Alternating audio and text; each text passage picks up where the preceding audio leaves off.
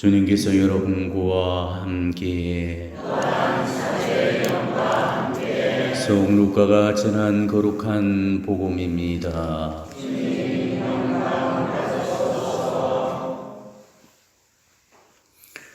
그때 예수님께서 제자들에게 이르셨다. 너희 가운데 누가 벗이 있는데 한밤중에 그 벗을 찾아가 이렇게 말하였다고 하자. 여보게 빵 3개만 구워주게. 내 벗이 길을 가다가 나에게 들렀는데 내놓을 곳이 없네. 그러면 그 사람이 안에서 나를 괴롭히지 말게 벌써 문을 닫아 걸고 아이들과 함께 잠자리에 들었네. 그러니 지금 일어나서 건네줄 수가 없네 하고 대답할 것이다. 내가 너에게 말한다. 그 사람이 벗이라는 이유 때문에 일어나서 빵을 주지는 않는다 하더라도 그가 줄곧 졸라대면 마침내 일어나서 그에게 필요한 만큼 다 줄 것이다. 내가 너에게 말한다. 청하여라 너에게 주실 것이다. 찾아라 너희가 얻을 것이다. 문을 두드려라 너희에게 열릴 것이다. 누구든지 청하는 이는 받고 찾는 이는 얻고 문을 두드리는 이에게는 열릴 것이다.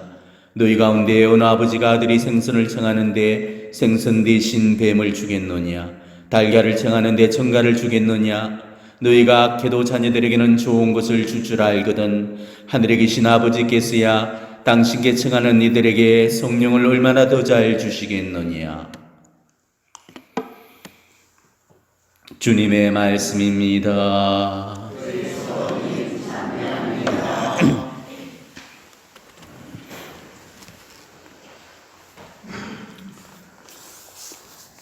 오늘 말씀은 기도의 한 구성에 관해서 주시는 그런 가르침입니다. 오늘 예수님의 이 말씀은 그 당시에 상당한 반향을 불러일으켰을 겁니다. 왜냐하면 그 당시에 랍비들은 가르치기를 하느님을 피곤하게 해드리지 않기 위해서는 하루에 3번만 기도하는 게 최상의 기도라고 그렇게 가르쳤습니다. 그런데 오늘 예수님께서는 자주 그리고 늘 계속해서 기도하라고 가르치셨던 거죠. 들어주실 때까지 포기하지 말고 인내와 끈기를 가지고 매달려라고 하셨습니다. 저는 이런 기도를 일컬어서 일명 떼짱 기도라고 그렇게 부르고 있습니다. 우리가 하나님께로부터 애원하는 은총을 받기 위해서는 체면 염치 다 불구하고 달라고 떼를 쓰고 매달리고 쫄라야 됩니다. 주시면 받고 안 주시면 그만이고 시기 그런 기도에는 결국 응답을 받을 수가 없다는 거죠. 어린아이들이 부모에게 어떻게 떼를 쓰고 매달리는가를 한번 보십시오. 가지고 싶은 물건 사달라고 얼마나 부모를 쫄라대고 부모에게 매달립니까? 대형마켓 인형 코너에 가면은 자주 보는 그런 광경이 있지요. 아이는 지 좋아하는 장난감을 집어들고 엄마는 빼앗아서 도로 또 집어넣고 그러면 아이는 또다시 다른 장난감을 또 집어들고 엄마는 다시 빼앗아서 집어넣고 그러기를 수차례 반복하다가 나중에 엄마가 안 사주면은 아이가 바닥에 들어놓아서 떼굴떼굴 구르면서 사줄 때까지 울어제낍니다. 엄마가 패든 말든 안 사주면 서럽다고 울고 또 맞으면 아프다고 울면서 마트가 떠나가라고 울어제끼죠. 그러면은 사람들이 탈끈거리면서 쳐다보게 되고 나중에는 엄마가 쪽팔려서라도 아이에게 장난감을 사주게 됩니다. 이게 떼짱입니다. 오늘 예수님이 우리에게 요구하신 이 기도도 이렇게 떼를 쓰고 매달려 보라는 겁니다.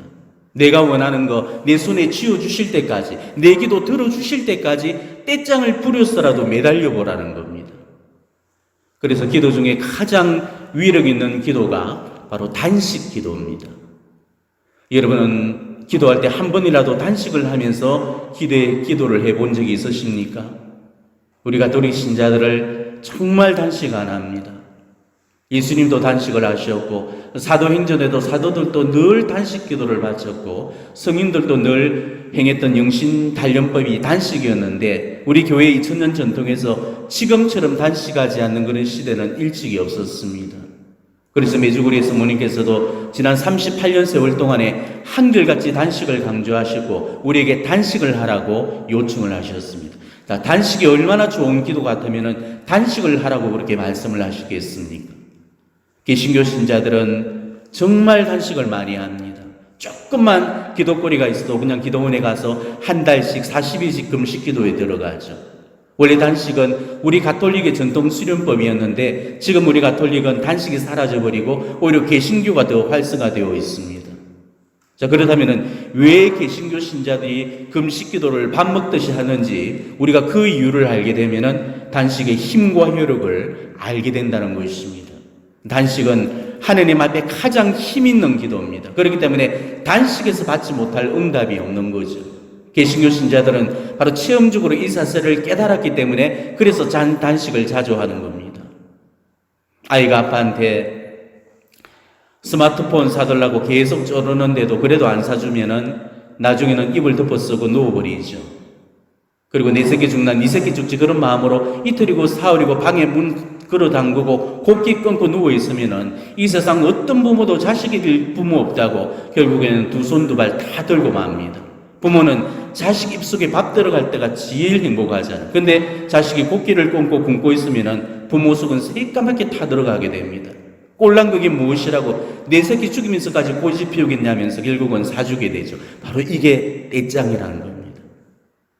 자, 육신의 부모도 자식의 생태 앞에서 두 손 두 발을 다 들고 마는데 영신의 아버지이신 하느님이시야 우리 기도를 얼마나 더 잘 들어주실 수 있겠습니까? 그러니 우리가 떼를 쓰고 쪼르고 매달리게 되면은 얻지 못할 답이 없다는 것입니다. 우리가 하나님께로부터 응답을 받지 못하는 이유는 응답의 문제가 있어서라기보다는 기도의 문제가 있었기 때문입니다. 거기에는 여러 가지 원인이 있을 수 있겠지만 대체로 보게 되면은 내가 청하는 바가 잘못된 청혼일 경우도 있고요. 간절함이 없이 드려지는 그런 청혼일 경우가 대부분입니다. 이 두 가지 원인이 아니라면은 응답을 받지 못할 이유가 없는 거죠. 자, 첫 번째 원인으로 내가 청하는 바가 잘못된 청혼일 경우 우리는 하느님께로부터 응답을 받을 수가 없습니다. 하느님은 결과적으로 영혼의 멸망을 불러오는 그런 청혼에는 아예 답을 해주지 않으십니다. 예컨대 엄마가 부엌에서 부엌칼로 물을 또박또박 썰고 있을 때 아이가 자기도 해보고 싶다면서 엄마한테 그 시퍼런 부엌칼을 달라고 떼를 쓴다고 아이에게 선뜻 그 칼자루를 쥐어줄 놈만은 이 세상에 없죠. 우리가 청하는 그 기도가 우리 영신 사정에 이롭지 않고 오히려 해가 되고 나쁜 것이라면은 하느님은 바로 사랑하는 당신의 자녀를 위해서 그 선물을 주지 않으시고 오히려 거두어버리신다는 것입니다. 그리고 우리가 응답을 받지 못하는 두 번째 원인은 기도를 항구하게 하지 않고 한두 번 하고 그냥 거쳐버리고 마는 경우입니다. 아버지는 처음부터 스마트폰 사달라고 해서 사주지 않으시죠. 자전거 사달라는 말 떨어지기가 무섭게 자전거 사다 줄 그런 부모는 없습니다. 몇 날 며칠을 빌고 쪼르고 떼쓰고 애원하면서 그 부모의 마음이 열릴 때까지 문을 두드려야만 우리가 받고자 하는 그 선물을 겨우 받아낼 수가 있는 거죠. 바로 하느님도 그렇다는 것입니다. 구하는 그 사람의 믿음을 보시고 그 사람에게 간절함이나 절박함이 있는지 없는지를 반드시 확인을 하신다는 것입니다. 그 사람이 정말 간절함이나 절박함이 있다면 하느님께 항구하게 매달릴 거고 간절함이나 절박함이 없다면 한두 번 해보다가 그냥 접어버릴 겁니다. 하느님은 우리가 바로 이 시험에 통과할 때까지는 당신의 응답을 미루십니다. 이 시험에 통과해야만이 비로소 선물을 내어주시는 거죠. 그렇기 때문에 한 번의 기도에는 응답이 안 주어질 수가 있겠지만은 여러 차례 드려지는 기도에는 반드시 응답이 주어지게 되어 있습니다. 이게 기도의 공식이라는 것입니다.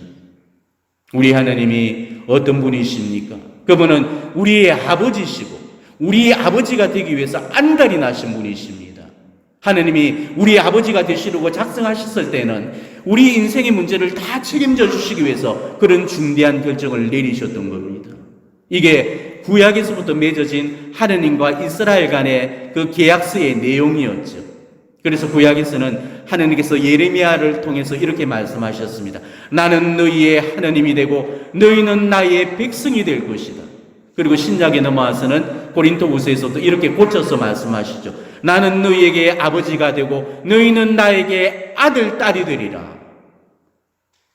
우리가 하느님의 백성인 것도 과분한 일인데 그분의 아들, 딸이라는 겁니다. 그분이 하느님이신 것만 또 과분한 일인데 그 하느님이 바로 나의 아버지시라는 겁니다. 그러니 자녀가 청하는 바를 들어주지 않을 이 아버지가 이 세상에 어디가 있겠습니까? 악한 아버지도 자녀한테 좋은 것을 줄 안다면 선하신 아버지께서야 얼마나 더 좋은 것을 우리에게 주시겠습니까? 하나님께 구해서 받을 수 없는 은총은 하나도 없습니다. 벌써 그 한밤중에 쫄라댄다는 그런 이유로도 필요한 빵 3개를 다 구했다면 정말로 당신이 사랑하는 그 자녀가 애타게 청하고 찾으면서 문을 두드리는데 문을 열어주시지 않으시겠습니까? 귀찮다고 성가시다고 빵을 내어주기를 거절하시겠습니까? 우리 모친은 제가 한밤중에 깨워서 뭘 달라고 해도 이날 평생 단 한 번도 짜증이나 불평 내시는 그런 모습을 본 적이 없었습니다. 아무리 피곤하고 아무리 잠이 쏟아져도 군말 잔소리 한번 안 하시고 다 챙겨주셨습니다. 자, 육신의 부모도 이럴진데 우리 하나님께서 우리를 얼마나 더 잘 먹여주시고 입혀주시겠습니까? 하나님은 일찍이 예언자 이사야를 통해서 이렇게 약속을 하셨죠. 설령 어미가 젖먹이를 잊는다손 나는 결코 너를 잊지 않으리라. 이렇게 약속을 하셨습니다. 예수님도 분명히 약속해 주셨죠. 너희 아버지께서는 너희가 청하기도 전에 무엇이 필요한지를 알고 계신다. 자, 그러면서 하늘의 새들을 눈여겨보아라. 그것들은 씨를 뿌리지도 않고 거두지도 않을 뿐만 아니라 곳간에 모아들이지도 않는다. 그러나 하늘의 너희 아버지께서는 그것들을 먹여주신다. 너희는 그것들보다 더 귀하지 않느냐. 자, 이렇게까지 말씀해 주셨는데도 우리가 그러고도 하나님을 신뢰하지 못하고 하나님께 기도드리지 않는다면 그는 순전히 우리 잘못인 것이 하나님 잘못이 아닌 겁니다. 단연코 말씀드리지만은 하나님께 청해서 받지 못할 은총은 없습니다. 하나님께 찾아서 구하지 못할 답은 없습니다. 하나님께 두드려서 열리지 못하는 그런 인생 문제는 없습니다. 이걸 말로 설명하는 것은 어려울 수 있겠지만은 여러분 스스로가 기도하기 시작하면서부터 이 진실을 몸으로 깨닫게 될 겁니다. 기도를 하기 시작하면서부터 하나님이 우리를 얼마나 사랑하고 계신지를 알게 될 거고 하나님이 우리가 당신께 기도하기를 얼마나 애타게 기다리시는지도 알게 될 겁니다. 하나님께서는 이미 주실 준비가 다 되어 있는데도 우리가 아직 청하지도 않고 받을 준비가 되어 있지 못해서 그래서 응답이 늦춰지고 있고 미뤄지는 거라면 그는 우리의 기도 자세를 문제 삼아야 되는 거지 하나님한테서 무슨 잘못이 있어서가 아닌 거죠. 기도 응답이 없다고 신앙을 떠나는 분들이 더러더러 계십니다. 기도를 해도 응답이 없다면서 하나님을 원망하고 신앙을 던지는 그런 사람들이 간혹 있죠. 저는 정말 그런 분들한테 도대체 얼마나 기도했는가를 묻고 싶습니다. 몇 달을 기도하고 몇 년을 기도했는지를 묻고 싶어요. 제대로 기도했음에도 응답이 안 주어진 건지 제대로 기도하지 않고서 응답만 욕심낸 건지 정확하게 원인을 짚어보고 진단을 다시 해봐야 된다는 것입니다. 정말 제대로 기도를 했는데도 그러고도 응답이 주어지지 않았다는 것은 이거는 제 경험상으로도 도무지 이거는 있을 수 없는 논리입니다. 제가 아는 하나님과 그분들이 아는 하나님이 다른 분일 수는 없죠. 제가 아는 하나님은 절대로 그런 분이 아니셨고 앞으로도 그럴 분이 아니십니다. 못 줘서 안달이 나시고 주고 싶어서 소가리를 하시는 분이 우리 하나님이신데 그런 하나님이 내 기도만 피하시고 내 기도에만 응답을 미루신다면 그는 분명히 내 기도가 잘못되었다는 반증입니다. 하나님께 기도를 했는데도 하나님께서 내 기도 안 들어주셨다는 그런 사람이 있다면 정말로 내가 그 인생 문제를 놓고 얼마나 절박하고 간절한 심정으로 기도했는가를 다시 한번 깊이 성찰해 보도록 하십시오. 우리 기도에 간절함과 절박함이 없는 경우들이 얼마나 많습니까? 지금까지 우리가 간절함과 절박함을 가지고 기도했더라면 예수님께서 하신 그런 약속들이 우리 삶에 무수히 많이 일어났을 겁니다. 예수님은 분명히 약속하셨습니다. 이 돌무화과 나무들로 뽑혀서 바다에 심겨라 하더라도 그것이 너희에게 복종할 것이다 하셨죠. 그리고 또 누구든지 이 산들어 들려서 저 바다에 빠져라 하면서 마음속으로 의심하지 않고 자기가 말하는 대로 이루어진다고 믿으면 그대로 될 것이다 이렇게 약속하셨습니다. 그러면서 우리에게 어떤 결론을 내려주셨습니까? 너희가 기도하며 청하는 것이 무엇이든 그것을 이미 받은 줄로 믿어라. 그러면 너희에게 그대로 이루어질 것이다. 분명히 약속해 주셨잖아요. 예수는 우리에게 그렇게 큰 믿음까지는 요구를 하지 않으셨습니다. 겨자씨만한 그런 믿음만 있어도 큰 산을 옮기고 돌무화과 나무를 바다에 심을 수 있다고 말씀하셨습니다. 단지 그 작은 겨자씨만한 믿음으로라도 그 간절함과 절박함을 갖고 기도해 보라는 거죠. 간절함과 절박함이 있을 때만 기도가 나오는 법입니다.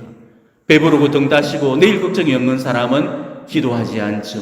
오늘 살 두 줄을 팍팍 긁어서 밥을 먹고 내일을 걱정하는 그런 사람은 반드시 기도를 하게 되어 있습니다. 내일 내 집이 차압이 되고 내일 그리로 나앉을 판이 되면은 우리는 기도하게 되어 있습니다. 오늘 문제가 해결되지 않아서 내일 사단이 난다면은 우리는 어떻게 해서라도 오늘 그 문제를 해결하려고 할 겁니다. 지금까지 우리 기도가 그런 절박하고 간절한 심정의 기도였는가를 한번 점검해 보도록 하십시오. 그러면 내 기도의 문제가 뭔지를 발견해낼 수가 있을 거고 하나님의 응답이 잘못된 것이 아니고 내 기도가 잘못된 거라는 것을 알게 될 겁니다. 청하여라 너희에게 주실 것이다. 찾아라 너희가 얻을 것이다. 문을 두드리라 너희에게 열릴 것이다. 오늘 이 주님의 말씀은 영원히 변하지 않을 바로 불변의 진리의 말씀입니다. 그동안 내가 하나님의 기적을 불러오지 못했던 이유가 바로 나의 허약한 믿음이 있었다는 사실을 우리가 다시 한번 깨달으시면서 그동안 내가 얼마나 청하고 얼마나 찾고 얼마나 두드렸는가를 점검해 보시고 오늘 이 주님의 말씀을 놓고 진지하게 성찰해 보도록 합시다. 아멘.